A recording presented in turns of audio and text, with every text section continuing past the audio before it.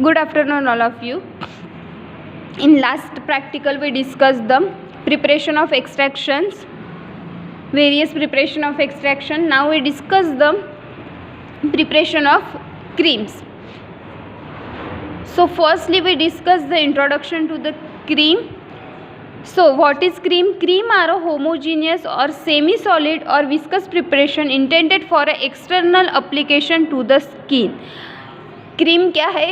Homogeneous mixture है, semi solid और viscous preparation है, which is use for external application to the skin. Skin के external application पर हम इसे यूज़ करते हैं. Then mucosal membrane for a protective therapeutic और प्रोफाइलेक्टिक पर्पजेज. देन ये अदर टाइप के लिए, अदर पर्पज़ के लिए भी यूज़ होता है. फॉर एग्जांपल म्यूकोजल मेम्ब्रेन को प्रोटेक्ट करने में भी क्रीम का यूज़ होता है.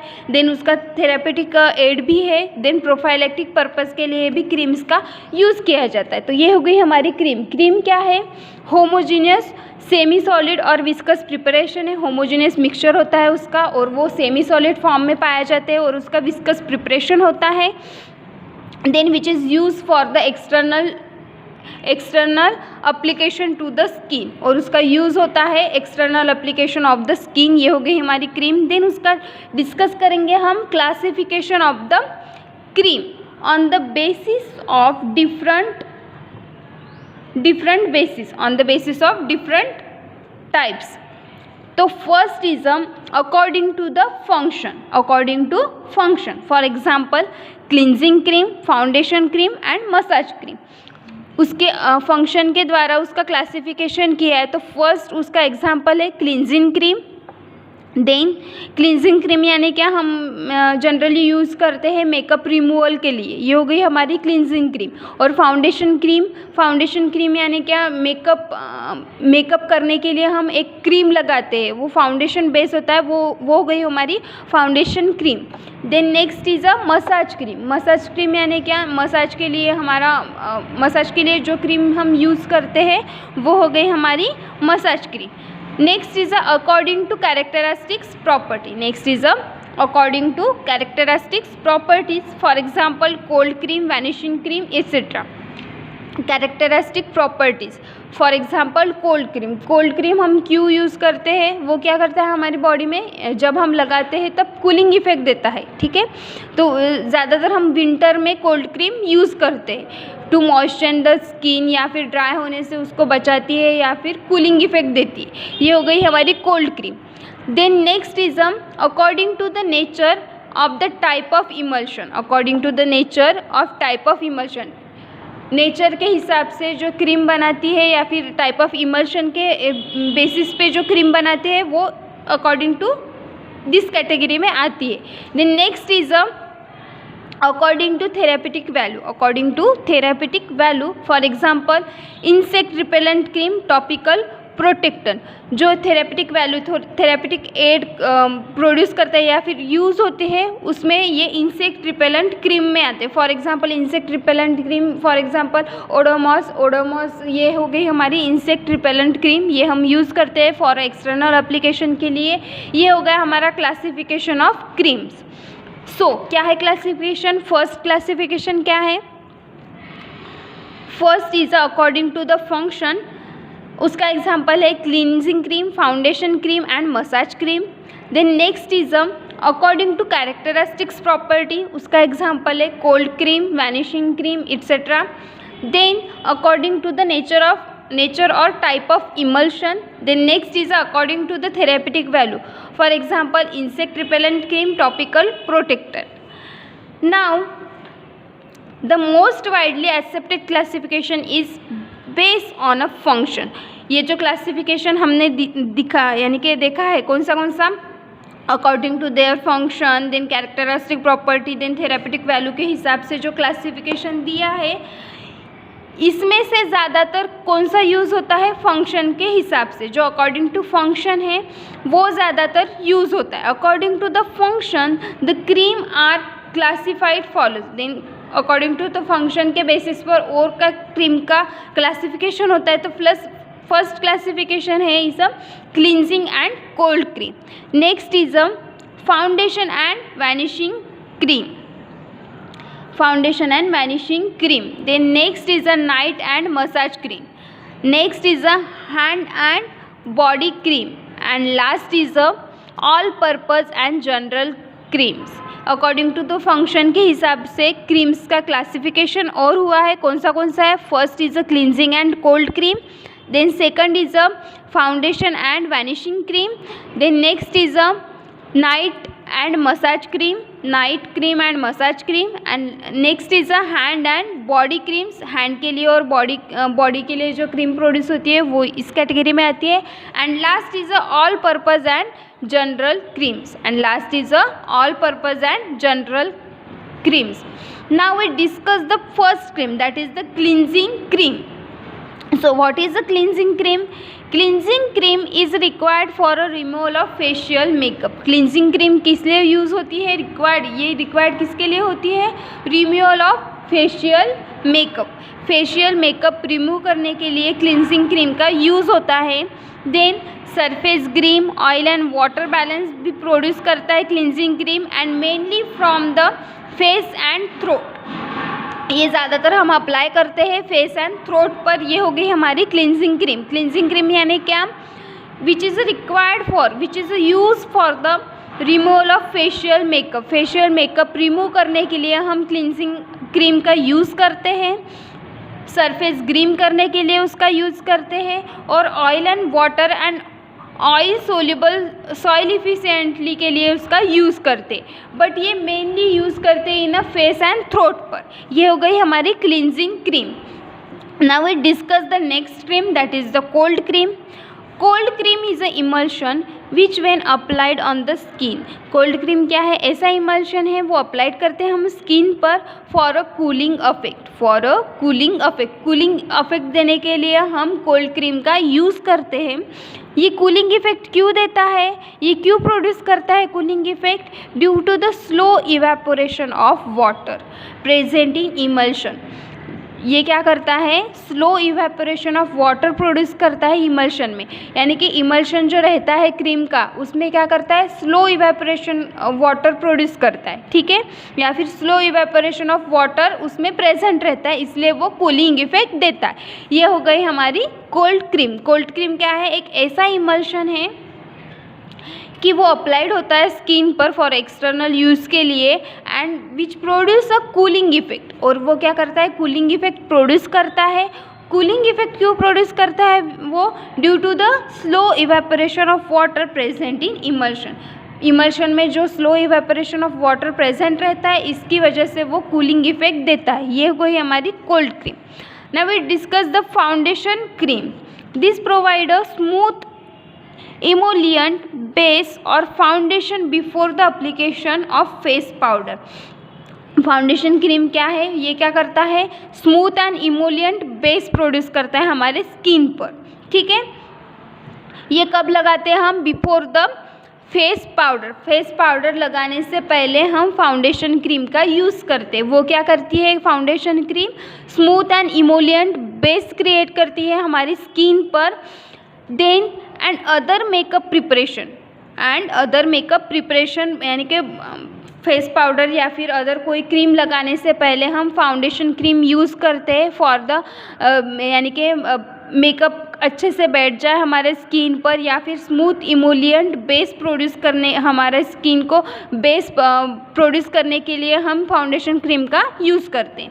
दे help the powder to adhere to skin due to possession of good holding property. वो क्या करता है? पाउडर को ऐसा बाइंड हो जाता है, ऐसा अडेयर करता है टू द स्किन को, क्योंकि वो पजेस करता है good holding property. Foundation cream क्या पजेस करता है? Good holding property. पजेस करने से वो क्या करता है? जो कुछ भी हम मेकअप लगाते हैं, पाउडर हो गया या फिर उसके बाद जो कुछ भी हम मेकअप में लगाते हैं, वो अच्छे से बैठ जाए हमारे स्किन पर, इसलिए हम फाउंडेशन क्रीम का यूज़ करते हैं. ठीक है, ये हो गई हमारी foundation cream. Next is a vanishing cream. Vanishing cream oil in a water emulsion. Vanishing cream क्या है? Oil in a water emulsion है, which when applied to the skin leaves an almost invisible layer on it. जब हम इसका apply करते हैं skin पर तो इनविजिबल लेयर अब प्रोड्यूस हो जाती है हमारी स्किन पर. Then they provide a emollient action and which is provider, और वो प्रोड्यूस करती है इमोलिएंट एक्शन प्रोड्यूस करती है and protective action against environment. And और क्या करती है, प्रोटेक्टिव एक्शन प्रोड्यूस करती है अगेंस्ट द इन्वायरमेंट. यानी कि जब हम वैनिशिंग क्रीम लगाएंगे तो वो हमारी स्किन को प्रोटेक्ट करेगा other the environmental factor such as dust हो गया, सनरेज हो गई, इससे हमारी स्किन को वो प्रोटेक्ट करेगी. By leaving a semi occlusive residual film on the skin. By leaving यानी कि स्मॉल पोर्शन रह जाता है उसका, semi occlusive residual film on the skin. ये हो गई हमारी वैनिशिंग क्रीम. वैनिशिंग क्रीम क्या है, ऑयल इन वाटर इमल्शन है which when applied on the skin leaves almost invisible layer on it.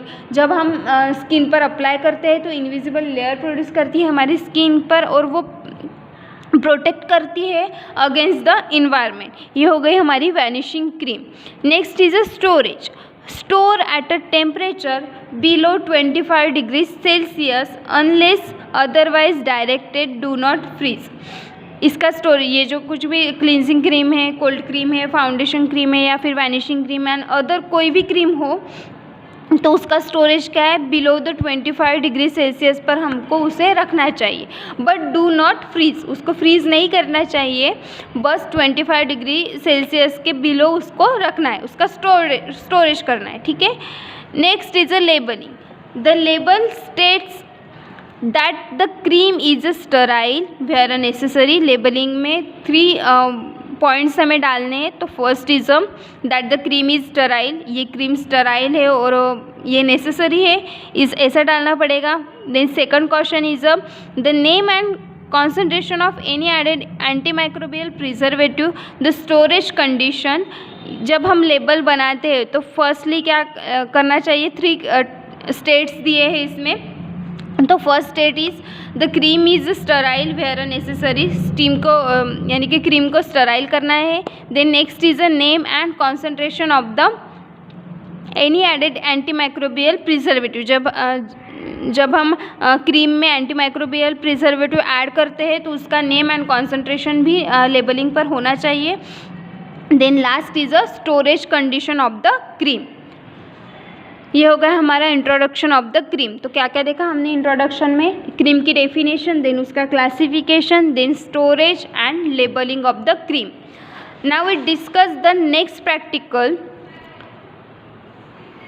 To prepare, evaluate and submit 20 gram of vanishing cream. 20 gram vanishing cream. Vanishing cream क्या है, oil in water emulsion है which when applied to the skin leaves almost invisible layer on it. They provide a emollient action and protect against environmental condition. Vanishing cream क्या है, oil in water emulsion है. ठीक है.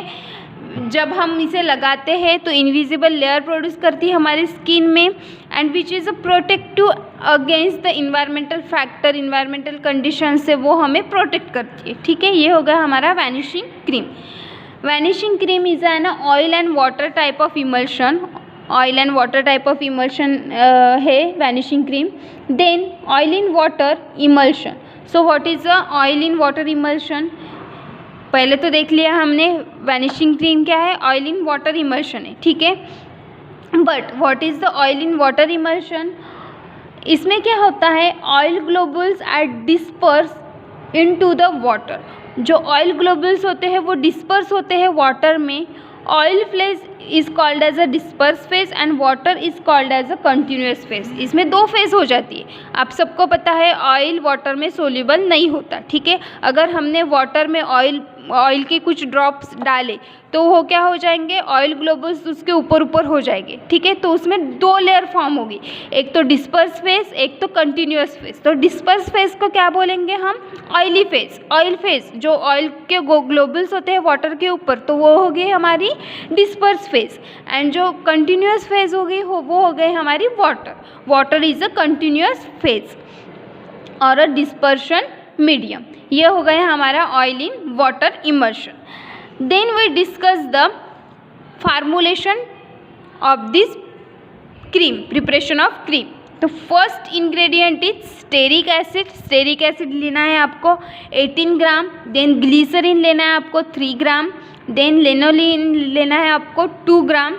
Then ट्राइथोनालामाइन लेना है आपको 1 gram and Mithil paraben लेना है आपको 0.18 gram and propyl paraben 0.02 gram. Then perfume quantity sufficient and water up to the 75 ml। ये हो गया हमारा फार्मूला 100 ml के लिए। पर हमको एम में क्या बताया है कि 20 ग्राम क्रीम बनानी है। ये तो फार्मूला है हमारा 100 ग्राम के लिए। तो इसके लिए हमको क्या डिटरमाइन करेगा, फर्स्टली डिटरमाइन द फैक्टर। ठीक है, फैक्टर का फार्मूला है required quantity upon the quantity given. इसकी रिक्वायर्ड क्वांटिटी कितनी है, हमें कितना बनाना है हमें ये प्रिपरेशन 20 ग्राम। तो 20 ग्राम क्या होगी हमारी required quantity. Then quantity given यानी जो फार्मूला में क्वांटिटी दी है वो हो गई हमारी 100 ग्राम। ठीक है, तो 20 डिवाइडेड बाय 100 इक्वल्स टू 0.2। इसका कैलकुलेशन अगर किया तो फॉर एग्जांपल 0.2 इसका अगर फैक्टर आया तो ये फैक्टर हमें मल्टीप्लाई करना पड़ेगा टू द क्वांटिटी गिवन से। For example 0.2 into 18 gram of stearic acid which approximately 3.6 ग्राम। ये हो गई जो कुछ भी वैल्यू आएगी फैक्टर एंड क्वांटिटी गिवन की जो हमने मल्टीप्लिकेशन की उसका जो वैल्यू आएगा वो हो गया हमारा क्वांटिटी टेकन। ठीक है, वो हो गया हमारा क्वांटिटी टेकन। तो फॉर एग्जांपल 3.6 ग्राम अगर आई हमारा, ठीक है, फैक्टर और क्वांटिटी गिवन का अगर हमने मल्टीप्लिकेशन किया तो 3.6 नियर अबाउट वैल्यू आई तो वो हो गई हमारी स्टेरिक एसिड की क्वांटिटी टेकन। यानी कि हमको 20 ग्राम क्रीम बनाने के लिए स्टेरिक एसिड कितना लेना पड़ेगा 3.6 ग्राम। ऐसे ही हमें बाकियों का मल्टीप्लिकेशन करना है। For example 0.2 into 3 gram of glycerin is equal to 0.6 gram. ये 0.6 ग्राम क्या हो गया हमारा quantity taken of glycerin. Then वैसे हमें बाकियों की क्वांटिटी निकालनी है। Then we discuss the step wise procedure of this experiment. Methyl paraben is use in a large quantity for a preservative action if use alone.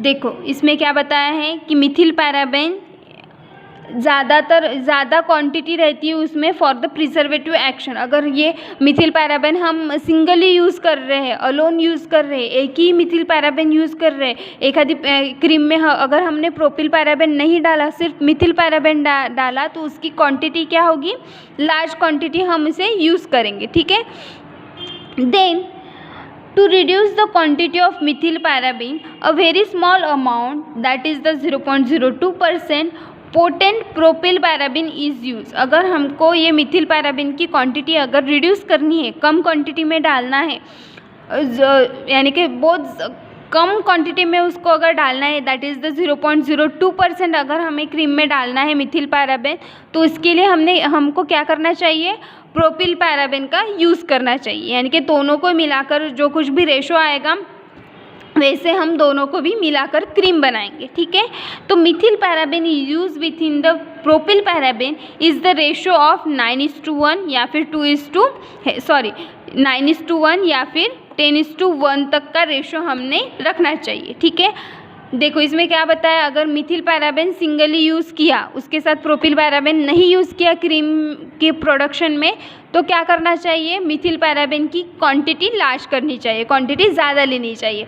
अगर एक आधी preparation में मिथिल पैराबेन की क्वांटिटी अगर कम होनी चाहिए यानी कि कम डालना है उसमें, फॉर एग्जांपल 0.02% तक डालना है तो हमें क्या करना चाहिए, प्रोपिल पैराबेन का यूज़ करना चाहिए। Mithil paraben and propyl paraben दोनों भी हम उसमें ऐड करेंगे। ठीक है, बट उसका रेशो क्या है, 9:1 to 10:1 तक उसका रेशो है। यानी कि 9 ग्राम अगर मिथिल पैराबेन लिया तो 1 ग्राम हमें प्रोपिल पैराबेन लेना पड़ेगा। ऐसे रेशो में हम उसको डिवाइड करके वो ऐड करेंगे। ये हो गया हमारा मिथिल पैराबेन कैसे यूज़ करते हैं। मिथिल पैराबेन क्या है, एक प्रिजर्वेटिव एक्शन प्रोड्यूस करता है। दोनों भी methyl paraben and propyl paraben क्या करता है, प्रिजर्वेटिव एक्शन प्रोड्यूस करता है। Then we discuss the step wise procedure of this experiment. तो first is melt stearic acid and lanolin at 60 degree Celsius. ठीक है, फर्स्टली क्या करना है, हमें स्टेरिक एसिड एंड लिनोलिन हमें मेल्ट करना है। स्टेरिक एसिड कितना लेना है, 3.6 ग्राम एंड लिनोलिन लेना है हमें 0.4 ग्राम। हमने वे किया, फर्स्टली वे करने के बाद उसको मेल्ट किया इन वाटर बाथ में एट 60 डिग्री सेल्सियस पर हमने उसे मेल्ट किया। देन उसके बाद mix water, glycerin and triethanolamine and warm up to 60 degree Celsius into the second beaker. ये हो गया फर्स्ट बीकर। फर्स्ट बीकर में हमने क्या लिया, steric acid and linoleic acid लिया, ठीक है, सॉरी लिनोलिन लिया, उसको हीट किया, मेल्ट होने तक उसको हीट किया एट 60 डिग्री सेल्सियस पर। देन सेकंड बीकर में हमें क्या लेना है, वाटर लेना है, ग्लिसरीन लेना है। वाटर की क्वांटिटी कितनी है, 15.16 ml हमें वाटर लेना है। देन ग्लिसरीन लेना है, ग्लिसरीन की क्वांटिटी है 0.6 ग्राम ग्लिसरीन लेना है एंड ट्राइइथोनैलामाइन लेना है 0.2 ग्राम। ये सब कुछ हमने सेकंड बीकर में लिया और उसको भी वार्म अप किया up to the 60 degree Celsius पर। 60 डिग्री सेल्सियस पर उसको हमने हीट किया। देन उसके बाद mix the two with continuous stirring. ये दोनों भी, यानी कि फर्स्ट बीकर में क्या था, स्टेरिक एसिड एंड लिनोलिक, और सेकंड बीकर में क्या था, वाटर, ग्लिसरीन एंड ट्राइइथोनैलामाइन। ये दोनों भी बीकर में का एक बीकर में मिक्स करना है। देन उसके बाद कंटिन्यूस स्टरिंग करनी है उसको। Then add the preservative and perfume, preservative and perfume भी उसमें ऐड करने हैं and mix them thoroughly in order to obtain a uniform product. Then उसको ऐसे मिक्स करना है in order to obtain a uniform product, यानी यूनिफॉर्म उसकी कंसिस्टेंसी हो जाने तक उसको स्टर करना है। ठीक है, ये हो गया हमारा प्रिपरेशन ऑफ वैनिशिंग क्रीम। उसका कैटेगरी क्या है, vanishing cream and storage condition है, store in a well close container in a cool place, do not freeze. Store करना है हमें वेल क्लोज कंटेनर पर, उसे स्टोर करना है एंड कूल प्लेस पर रखना है। ये हो गई हमारी preparation of vanishing cream. Now we prepare the label, then observation and evaluation table, then finally write down the result and question and answer of this cream. So हमने कौन सी cream बनानी देखिए, vanishing cream. To prepare and evaluate and submit of the vanishing cream, 20 grams of vanishing cream. now we discuss the next practical, that is to prepare, evaluate and submit 15 grams of cold cream। 15 grams of cold cream। cold cream क्या है, cold cream क्या है, cold cream यानी क्या, cold cream is a emulsion which when applied on the skin for a cooling effect। ये ऐसा emulsion है, वो अप्लाइड करते हैं हम on the skin for a cooling effect के लिए हम इसे यूज़ करते हैं। ठीक है, so the beeswax borax system, the preparation containing combination of beeswax and borax। इसका कोल्ड क्रीम के प्रिपरेशन के लिए हमें beeswax and borax भी चाहिए। तो ये जो कॉम्बिनेशन है इसे यूज़ करते हैं हम कोल्ड क्रीम में, तो ये do not require any secondary emulsifier. अगर ये दोनों भी हमने यूज़ किए, beeswax and borax अगर दोनों एक इसमें यूज़ किए कोल्ड क्रीम में, तो वो रिक्वायर्ड नहीं करता हमने सेकेंडरी इमल्सिफायर, दूसरा इमल्सिफाइंग एजेंट हम इसमें ऐड नहीं कर सकते या फिर उसको रिक्वायर्ड नहीं होगा। ठीक है, use for both oil in water and water in oil creams. Both cream के लिए जो इमल्शन रहता है oil in water and water in oil cream के लिए, उसमें हम सेकेंडरी इमल्सिफायर ऐड नहीं करते। ठीक है, अगर दोनों भी यूज़ किए तो beeswax एंड borax अगर कोल्ड क्रीम में यूज़ किए तो सेकेंडरी इमल्सिफायर हम यूज़ नहीं करते। बोथ क्रीम्स के लिए, वाटर इन ऑयल क्रीम हो या फिर water in oil in water cream हो, दोनों क्रीम के लिए हम इसे यूज़ नहीं करते। ठीक है, now we discuss the formula for this cold cream. तो first ingredient is beeswax 16 gram, then liquid paraffin 50 gram, borax 0.8 gram, water 33 gram, methyl paraben 0.18 gram and propyl paraben 0.02 gram and perfume quantity sufficient. ये हो गई हमारी 100 ग्राम cream बनाने के लिए quantity, ठीक है। बट हमें बनाना है 15 gram of cold cream. Title में दिया है 15 ग्राम कोल्ड क्रीम बनानी है, तो फर्स्टली 15 ग्राम बनाने के लिए जो क्वांटिटी टेकन होनी चाहिए वो निकालने के लिए हमें firstly determine the factor, that is the factor formula is required quantity divided by quantity given. So क्या है फैक्टर का formula? Quantity required upon quantity given. तो क्वांटिटी रिक्वायर्ड कितनी होनी चाहिए हमारी? टाइटल में कितनी दी है? 15 ग्राम दी है और क्वांटिटी गिवन है हमारी 100 ग्राम, ठीक है। तो जो कुछ भी फैक्टर आएगा वो फैक्टर हमें मल्टीप्लाई करना है क्वांटिटी गिवन से, और जो कुछ भी वैल्यू आएगी वो हो गई हमारी क्वांटिटी टेकन, ठीक है। ऐसे करके हमें यानी कि factor into the quantity given करके हमें क्वांटिटी टेकन निकालनी है ईच इंग्रेडिएंट की।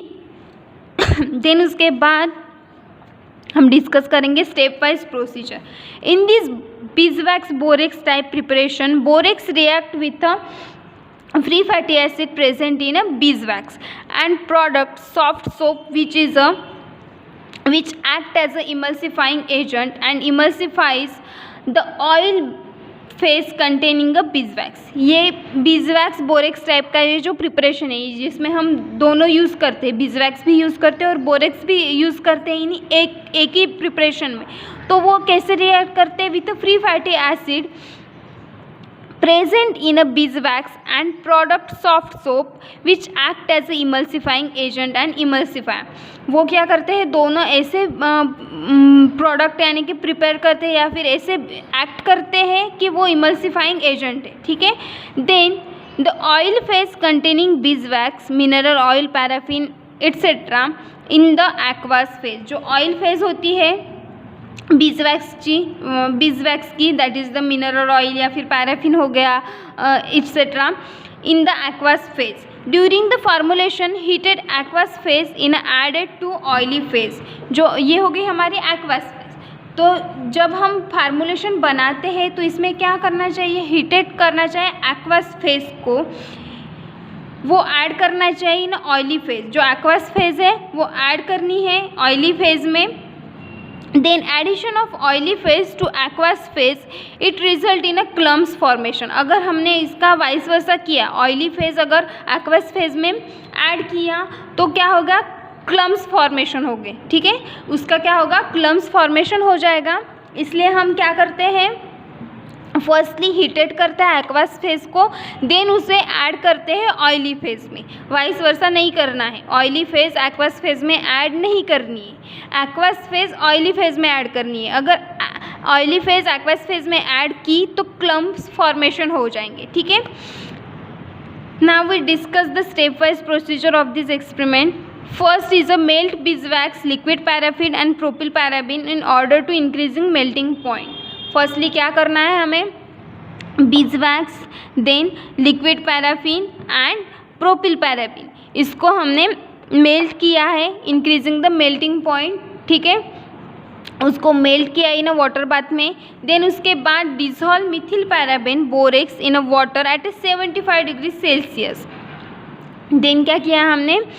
Mithil paraben and borax, methyl paraben and borax को लिया, देन उसको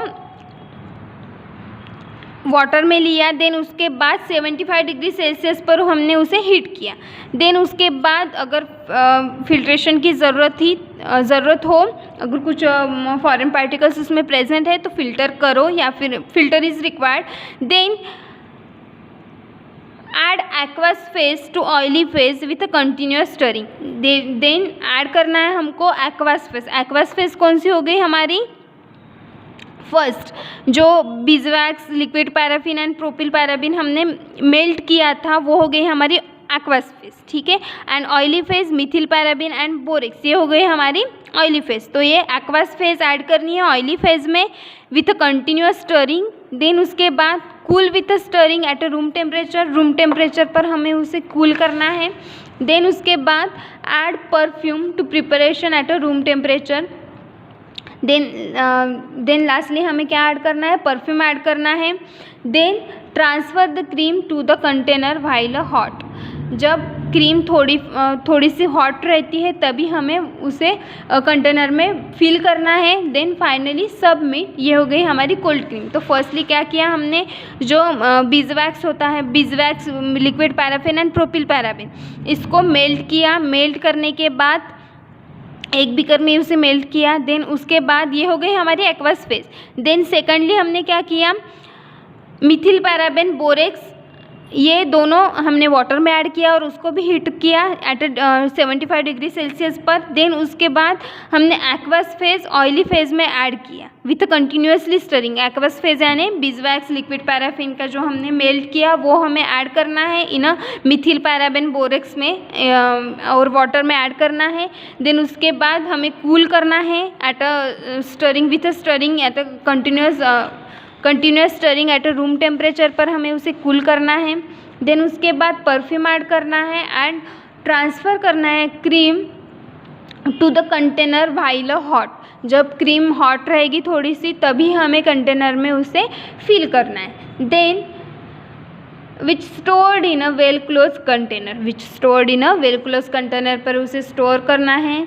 then labelling for the formulation. Then finally हमको लेबल करना है and write down the result and question and answer of this experiment.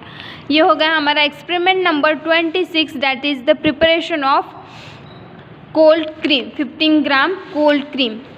Now we discuss the next practical, that is the two prepare, evaluate and submit 15 grams of buffered cream, BP.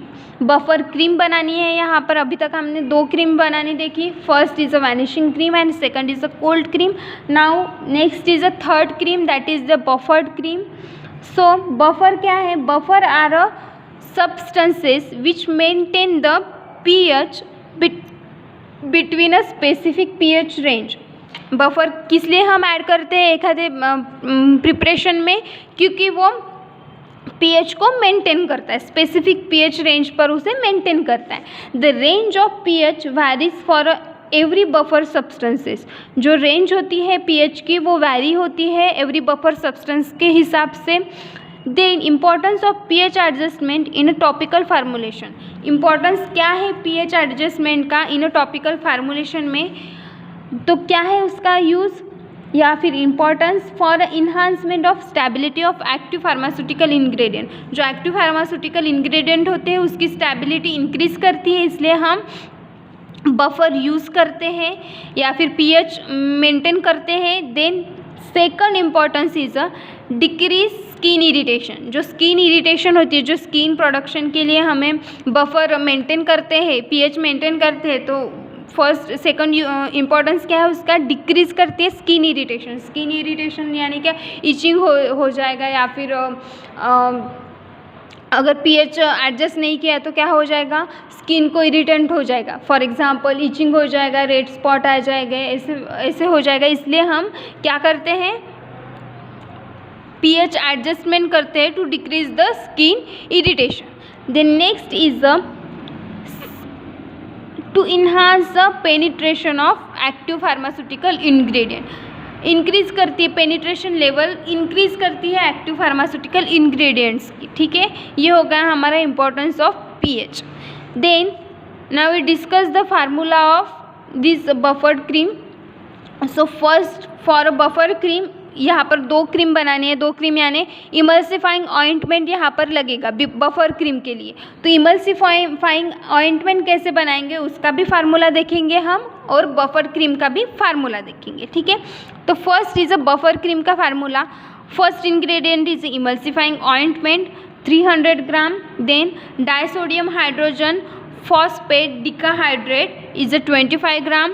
Then citric acid monohydrate is a 5 gram and chlorocresol is a 1 gram. Then lastly is a purified water up to the 1000 ml। ये हो गया हमारे 1000 ml के लिए formula. But हमें बनानी है 15 ml of the cream. 15 ml हमें क्रीम बनानी है, तो उसके लिए क्या करेंगे हम, firstly determine the factor. Factor का फार्मूला है required quantity divided by quantity given. हमारी रिक्वायर्ड क्वांटिटी कितनी है, 15 ग्राम बनाना है हमें। देन क्वांटिटी गिवन क्या है, 1000। तो 15 डिवाइडेड बाय 1000 जो कुछ भी वैल्यू आएगी वो हो गई हमारी factor.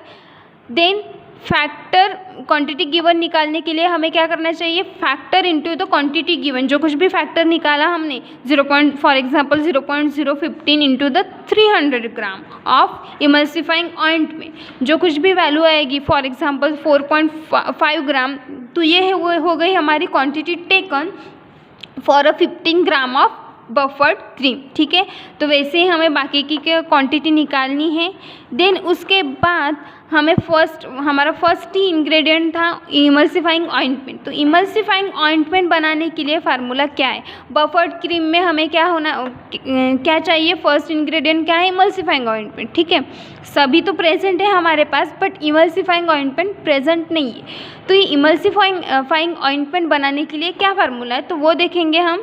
First is a emulsifying wax, then second is a white soft paraffin and liquid paraffin. तो इमल्सिफाइंग वैक्स लेना है हमें 300 gram, then white soft paraffin लेना है हमें 500 ग्राम, देन लिक्विड पैराफिन लेना है हमें 200 ग्राम। तो ये तीनों हो गए 1000 ग्राम के लिए, बट हमें बनाना है 15 ग्राम। तो उसके लिए हम क्या डिटरमाइन करेंगे, first determine the factor. Factor का फार्मूला है required quantity divided by quantity given. So required quantity कितनी है, हमें कितना बनाना है ये बफर्ड क्रीम, 15 ग्राम। तो 15 ग्राम हो गई हमारी required quantity, then quantity given होगा हमारा 1000 ग्राम। ठीक है, तो जो कुछ भी वैल्यू आएगी उससे हमको क्या करना है, factor into the quantity given, हमें मल्टीप्लिकेशन करना है। और मल्टीप्लिकेशन के बाद जो कुछ भी वैल्यू आएगी वो हो गई हमारी क्वांटिटी टेकन। ठीक है, फॉर एग्जांपल 0.015 ये हो गई हमारी फैक्टर। इसको हमने मल्टीप्लाई किया 300 ग्राम ऑफ इमल्सिफाइंग वैक्स, जो कुछ भी वैल्यू आएगी, फॉर एग्जांपल 4.5 ग्राम। तो ये हो गई हमारी quantity taken for emulsifying wax. वैसे ही हमें वाइट सॉफ्ट पैराफिन और लिक्विड पैराफिन के लिए डिटरमाइन करना है।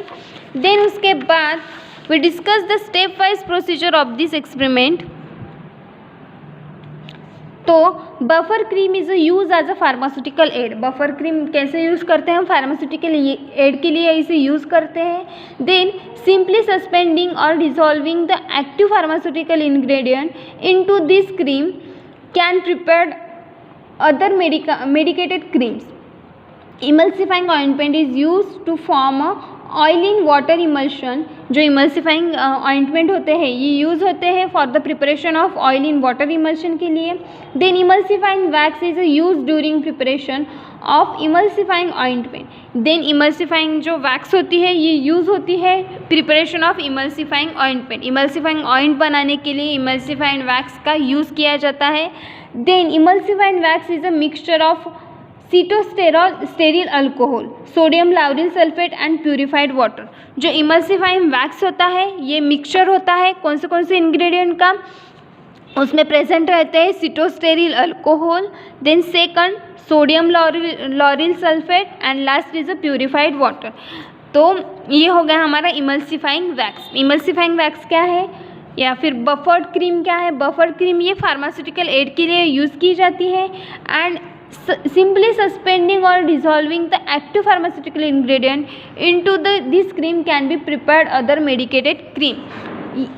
देन उसके बाद इमल्सिफाइंग ऑइंटमेंट ये यूज़ किए जाते हैं for the formation of oil in water emulsion के लिए, but emulsifying wax is use during the preparation of emulsifying ointment. Emulsifying ointment बनाने के लिए इमल्सिफाइंग वैक्स का यूज़ करते हैं हम।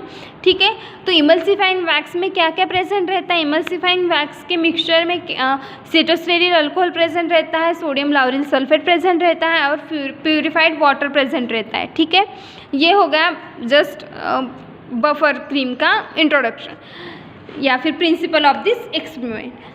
Then we discuss the stepwise procedure of this cream, buffered cream. The first for the preparation of emulsifying ointment, emulsifying ointment का formula तो हमने देख लिया, उसकी क्वांटिटी भी टेकन निकाल ली, बट उसके बाद उसकी प्रोसेस क्या है, तो क्या है उसकी process, emulsifying wax, white soft paraffin and liquid paraffin, melt together and stir until cold. ये क्या, इमल्सिफाइंग ऑइंटमेंट बनाने के लिए हमें क्या करना चाहिए, जो इमल्सिफाइंग वैक्स है, वाइट सॉफ्ट पैराफिन है और लिक्विड पैराफिन है, इसको मेल्ट करना है। देन मेल्ट करने के बाद ये तीनों का ऐड करके हमें मेल्ट करना है। देन मेल्ट करने के बाद कंटिन्यूसली स्टरिंग करना है विथ कोल्ड होने तक उसको कंटिन्यूसली स्टर करना है। ये हो गया हमारा प्रिपरेशन ऑफ इमल्सिफाइंग ऑइंटमेंट, हमारा इमल्सिफाइंग ऑइंटमेंट प्रिपेयर्ड हो गया। देन उसके बाद हमें प्रिपेयर करना है preparation of buffered cream, preparation of buffered cream.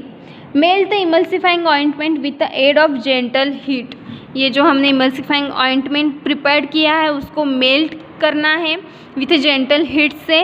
Then उसके बाद in a stoppered bottle heat about 650 gram of purified water to about 60 degree Celsius and add the chlorocresol and when it's melt. देखो एक स्टॉपर्ड bottle लेना है, ठीक है, उसमें क्या करना है 650 ग्राम प्यूरिफाइड वाटर लेना है, उसको हीट करना है अबाउट 60 डिग्री सेल्सियस पर। देन उसके बाद क्या करना है, जब ये मेल्ट हो जाए तो उसके बाद क्या करना है, हमें क्लोरोक्रिसॉल ऐड करना है एंड व्हेन इट मेल्ट्स, अगर देन उसके बाद क्लोरोक्रिसॉल जब मेल्ट हो जाएगा तो विगोरसली शेक करना है and stoppered bottle to effect dissolution. Then vigorously shake करना है द स्टॉपर्ड बॉटल को शेक करना है टू इफेक्ट द डिसोल्यूशन, यानी कि वो पूरी तरह से डिसोल्यूशन हो जाए उसका, ठीक है। Then dissolve the disodium hydrogen phosphate decahydrate and citric acid monohydrate in the chlorocresol solution. Then जो हमने क्लोरोक्रिसॉल सॉल्यूशन बनाया था उसमें क्या ऐड करना है, disodium hydrogen phosphate decahydrate add करना है, then citric acid monohydrate add करना है।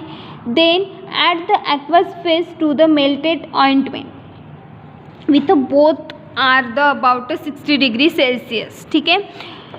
फर्स्टली क्या किया हमने, एक वाटर बाथ में इमल्सिफाइंग ऑइंटमेंट को मेल्ट किया, ठीक है।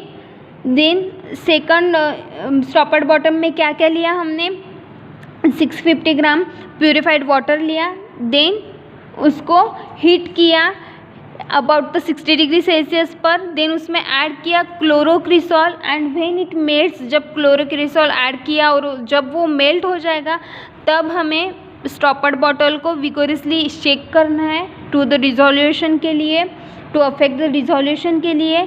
देन उसके बाद स्टॉपर्ड बॉटल में क्या ऐड करना है, डाइसोडियम हाइड्रोजन ऐड करना है, डाइसोडियम हाइड्रोजन फॉस्फेट ऐड करना है। Then citric acid monohydrate add करना है इन क्लोरोक्रिसॉल सॉल्यूशन में। Then lastly add the aqueous phase to the melted ointment, जो मेल्टेड ऑइंटमेंट है उसमें ये एक्वस फेज ऐड करनी है अबाउट 60 डिग्री सेल्सियस पर। Then stir gently until a cool, जब तक कूल नहीं हो जाता तब तक हमें स्टर करना है and add sufficient purified water to produce 1000 gram and mix. Then sufficient यानी कि प्यूरिफाइड वाटर से हमें वॉल्यूम मेकअप करना है। उसकी कैटेगरी है pharmaceutical aid and stored in a well close container and then write down the labeling and result and finally question and answer of this experiment. In next practical we discuss the introduction to the cosmetics. Thank you.